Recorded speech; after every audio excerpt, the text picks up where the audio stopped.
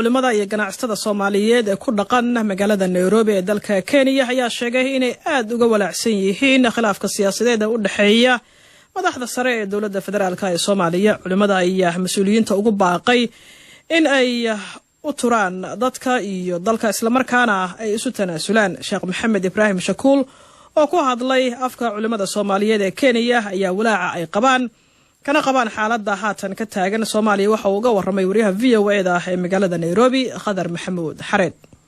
Bismillah, alhamdulillah, wassalatu wassalamu ala rasulillah. runtii arintan hadda dhacday ee ugu dambeysay arin runtii aad iyo aad nooga nixisay weeye. waxaa nasiib darro ah mar walba oo rajadu soo fiicnaato oo la isdhaho hadda ayaa la isu soo dhawaaday, hadda ayaa wax la xalinayaa, hadda ayaa doorasho dhacaysa, hadda ayaa amni la helayaa, in haddana ay dib u noqoto 360 degree dib ay ugu noqoto from square 10 in dib ugu noqoto. waa runtii arin aad iyo aad looga naxo. saa darteed waan ka xumaanay arinta niyadii ummadda Soomaaliyeed na dhaawac weyn bay u geysatay meel walba ay joogaan, khaasatan kuwan Soomaalida ee dibadaha iyo wadamada dariska ku nool. aad iyo aad bay runtii noo saameysay. marka waxaan maaragtay ugu baaqayaa madaxda qaranka, madaxweynaha iyo ra'iisul wasaaraha inay dalka iyo dadka u turaan, inay isu tanaasulaan, in ay fiiriyaan waxan madaxnimada iyo jagada Ilaahay baa bixiya, qofku Ilaahay u qoran baan hela, laakiin aan mustaqbalkii ummadda aan lagu ciyaarin. waxaad ogaataan taariikh baa qormaysa, nin walbana wuxuu galabsado way qoran tahay, taariikhduna ma naxdo. marka walaalayaal waxaan ugu baaqayaa madaxda qaranka inay ummadda u turaan, isu tanaasulaan, maxaan ku yiraahdaa doorasho degdeg ah oo xor iyo xalaal la qabto, wadankuna horay uu u socdo oo laga gudbo mataqaana caqabadan aan dhamaadka lahayn. wali wax xiriir ma la sameeyeen dhinacyada khilaafka uu ka dhaxeeyo si xal loogu helo dhibaatada taagan? maya wali maanaan sameeynin oo de horta helidda nimanka madaxda ah iyo ama telefoonka helidooda ama booqashadoodu waad ogtahay wax sahlan ma aha. kulay waa iska shaqo Afrikaano, innagana waxay noo sii dheer qadiyaadkii amniga ahaa. marka helidda madaxda ama madaxweynaha ama ra'iisul wasaaraha ummadda Soomaaliyeed wax u sahlan ma aha, waynu ognahay. nagama samaqno waa ku tala jirnaa. hadda insha Allah waxa suurtagal inay wafdi aadaan oo ugu tagay inay culimadii iyo akhyaartii oo dhan de xamar bay joogaan iyo wadankii. marka waxa ugu muhiimsan waxa weeye de wixii laga fursan waayo waxay noqotay in hawada la isu mariyo wixii fariin ay wanaagsan.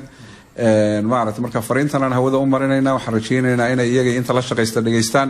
ummadii Soomaaliyeed way ka daaleen khilaafkan, way ka daaleen isqabqabsiga, waqtigii baa ku dheeraaday.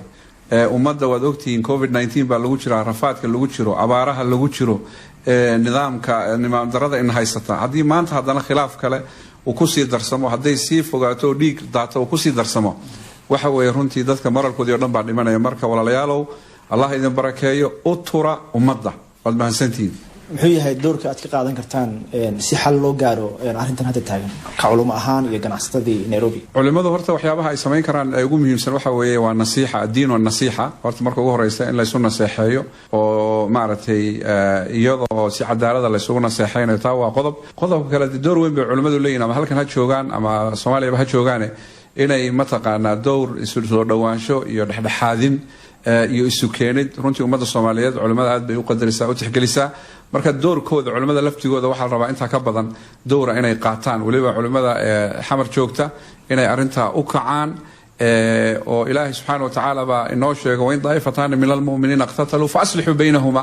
hadii laba daa'ifo oo laba group oo mu'miniinta kamid ah iska hor yimaadaan, fa aslihu baynahuma, sulh dhexdooda laga raadiyo, hal isu keeno. marka waa doorka culimada weey, doorkaasi inaan qaadanana looga baahan yahay insha Allah.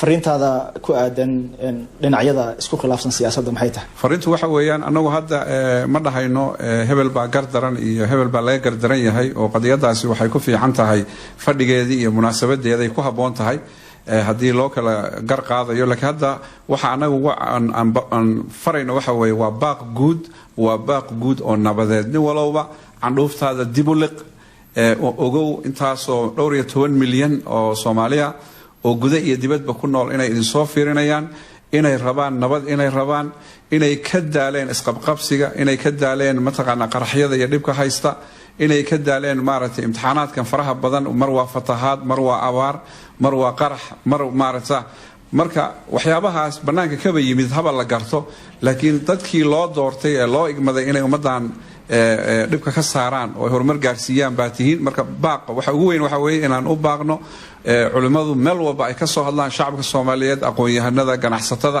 meel walba ay joogaan inaan pressure saarno nimanka madaxda inay isu turaan isu tanaasulaan isu yimaadaan maxaan ku yiraahdaa gacmaha isqabsadaan hawshan hore loo wado taasaan anagu ku baaqaynaa kaasi waxa uu ahaa Sheekh Maxamed Ibrahim Shakuul oo ku hadlayay afka culimada Soomaalida ee ku dhaqan magaalada Nairobi ee dalka Kenya waxa uu waramay wariyaha VOA da Khadar Maxamuud Xareen